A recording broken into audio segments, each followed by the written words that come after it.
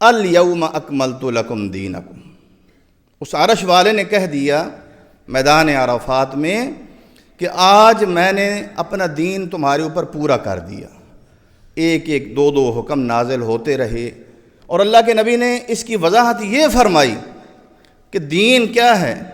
آپ نے فرمایا لوگو، ہر وہ عمل جو تمہیں جنت کی طرف لے کے جانے والا ہے وہ میں نے تمہیں بتا دیا ہے، ہر وہ عمل۔ لہٰذا آج اگر کوئی یہ دعویٰ کرے کہ یہ عمل بھی جنت میں لے جائے گا جبکہ نہ اللہ نے اس کے بارے میں بتایا نہ اللہ کے نبی نے، وہ جھوٹ ہے، وہ ایک بیکار سکہ ہے، کھوٹا سکہ ہے۔ اگر اس کو لے کے جاؤ گے اللہ کے دربار میں وہ عمل کر کے تو جہنم میں جاؤ گے، جنت میں نہیں جاؤ گے۔ نبوت ختم ہو گئی۔ ہر وہ عمل جو تمہیں جنت کی طرف لے کے جانے والا ہے وہ میں نے بتا دیا ہے تمہیں، ہر وہ عمل جو تمہیں جہنم کی طرف لے کے جانے والا ہے وہ بھی میں نے تمہیں بتا دیا۔ اور پھر یہ وہ چیز ہے جس کے بارے میں اللہ نے فرمایا انا نحن نزلنا الذکر وانا لہ لحافظون۔ چونکہ یہ قیامت تک اب نبی نہیں آنا اور یہی دین پوری انسانیت کے لیے ہے، حالات جیسے بھی ہوں یہی فطرتی دین ہے، انسانی فطرت اسی کو قبول کرے گی اور انسانی فطرت اسی کی ضرورت مند رہے گی، تو لہٰذا اس کی حفاظت ہم کریں گے۔ تو بہرحال یہ وہ ایک بنیادی مسئلہ ہے جو پوری امت کا ہے۔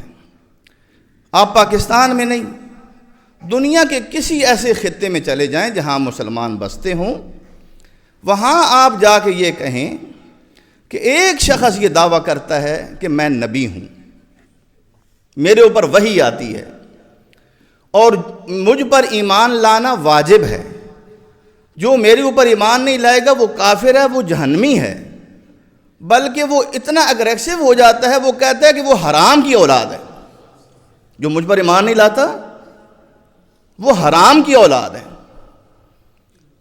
اور پھر وہ یہ بھی کہتا ہے جو مجھ پر ایمان میری زندگی میں لائیں گے وہ میرے صحابہ ہیں، اور جو میری بیویاں ہیں وہ امہات المؤمنین ہیں۔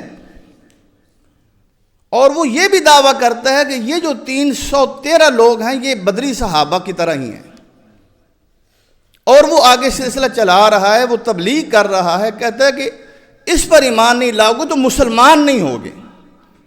تو فتویٰ دو، ہر عالم آپ کو کیا کہے گا؟ یہ کفر ہے، وہ بندہ کافر ہے، وہ دین اسلام سے خارج ہے، اس کا دین اسلام سے کوئی تعلق نہیں، جو اس کو نبی مانے گا وہ بھی کافر ہوگا۔ آپ کہیں بھی جا کے پوچھ لیں،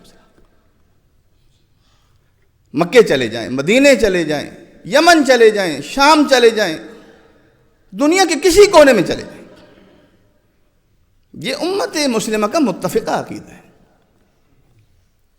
کہ دین وہ مکمل ہے، کہ ہم نے ہمیشہ یہ کہا ہے کہ ختم نبوت کے اوپر پہرے داری یہ ہر مسلمان کا فریضہ ہے اور چوکنا رہنا چاہیے، اور ڈاکو ہمیشہ اسی وقت ڈاکہ ڈالتے ہیں جب وہ دیکھتے ہیں کہ اس گھر کے رہنے والے وہ اپنے کسی معاملے میں الجھے ہوئے ہیں۔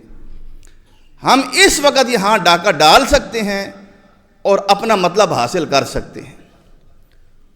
ہمارا ملک سیاسی طور پہ انتشار میں رہا ہے، اور ہم اس معاملے میں پچھلے 3-4 سالوں سے تو ہم اس معاملے میں ایک مشتعل ایک قوم بن گئے، ہمارے اندر حوصلہ بھی نہیں رہا، اور ہم نے اسی کو اپنی زندگی کا مقصد بنا لیا کہ کس کو سچا ثابت کرنا ہے، کس کو جھوٹا ثابت کرنا ہے۔ اور وہ لوگ جو دنیا سے چلے گئے اسی جنگ میں اپنے آپ کو ختم کر کے، وہ اللہ کو کیا جواب دیں گے؟ میں نے تمہیں دنیا میں اس لیے بھیجا تھا۔